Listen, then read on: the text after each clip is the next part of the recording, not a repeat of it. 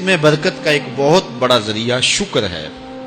ارشاد فرمایا لَإِن شَكَرْتُمْ لَأَزِيدَنَّكُمْ، اگر تم شکر کرو گے وہ تمہیں اور زیادہ عطا کرے گا، اور اگر تم شکر نہیں کرو گے وَلَئِن كَفَرْتُمْ، کفران نعمت کرو گے، إِنَّ عَذَابِي لَشَدِيدٌ، تو پھر میرا عذاب بڑا سخت ہے۔ رزق کے اضافے کا ایک اور بہت بڑا سبب انفاق فی سبیل اللہ ہے۔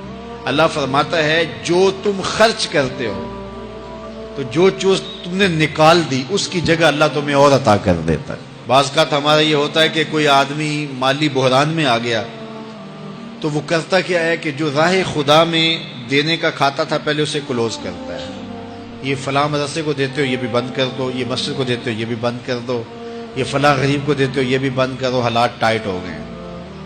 لیکن 5 گاڑیاں ہیں تو 2 گاڑیوں پہ گزارا کر لیا جائے، پیٹرول بچے، یہ نہیں ہو سکتا۔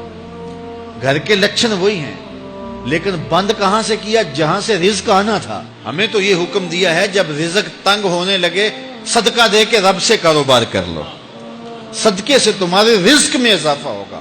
یہ رب کا وعدہ ہے اور اللہ کے وعدے جھوٹے نہیں ہو سکتے۔ رزق کی برکت کا ایک اور بہت بڑا ذریعہ النکاح ہے۔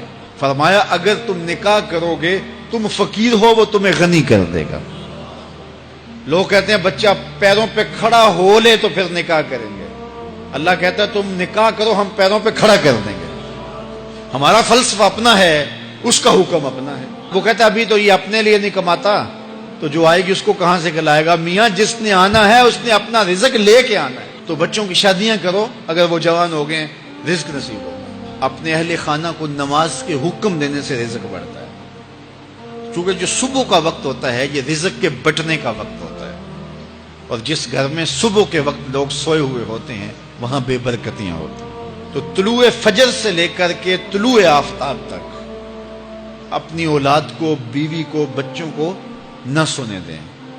اس وقت رزق بٹنے کے لمحے ہوتے ہیں۔ کثیر دعائیں مانگیں، تلاوت کلام مجید پڑھیں، اور نماز فجر مرد حضرات مسجدوں میں جا کے باجماعت ادا کریں، اور گھروں میں جو ہے وہ بیٹیاں بہنیں مصلے بچھا لیں تو اللہ کی رحمتوں کا نزول ہوگا۔ اب ایک حدیث میں رزق کے اضافے کا ایک اور نسخہ ارشاد کیا گیا۔ میرے حضور نے فرمایا جو شخص یہ چاہتا ہے کہ اس کے رزق میں برکتیں ہو اور اس کی عمر میں اضافہ ہو تو وہ اپنے رشتہ داروں کے ساتھ سلوک اچھا کرے۔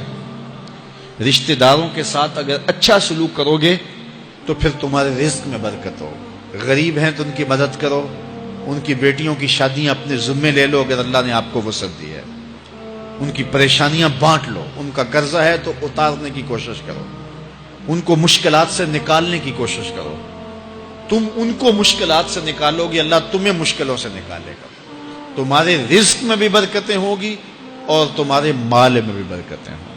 فرمایا بہتر صدقہ وہ ہے جو ناراض غریب رشتہ دار کو دیا جائے۔ اگر وہ پھنس گیا ہے، مجبور ہے، ناراض ہے، تو اس کو اگر دیں گے تمہارا نفس اس میں شامل نہیں ہوگا، تو یہ افضل صدقہ ہے جو ہر صورت میں قبول ہی قبول ہے۔ رزق کے اضافے کا ایک اور سبب الاحسان الی الضعفاء، جو کمزور لوگ ہیں ان کے ساتھ اس نے سلوک کرنا۔ الانفاق علی طلبۃ العلم، طالب علموں پہ خرچ کرنا، یہ بھی رزق میں اضافے کا سبب اور ذریعہ ہے۔ وہ حضرت بابا فرید نے کہا نا چھٹا رکن دین کا روٹی ہے۔ گھر میں کچھ نہ ہو تو پھر نہ نماز اور نہ ہی دیگر امور کی لذت آتی ہے، تو یہ رزق فراواں اور وسیع اور مبارک نصیب کر دے اللہ۔ تو اس کے لیے ایک اور وظیفہ میں دیتا ہوں، اور وہ یہ کہ مغرب کے بعد 21 مرتبہ سورۃ الکوثر پڑھ لیں، کثرت ہو جائے گی انشاءاللہ۔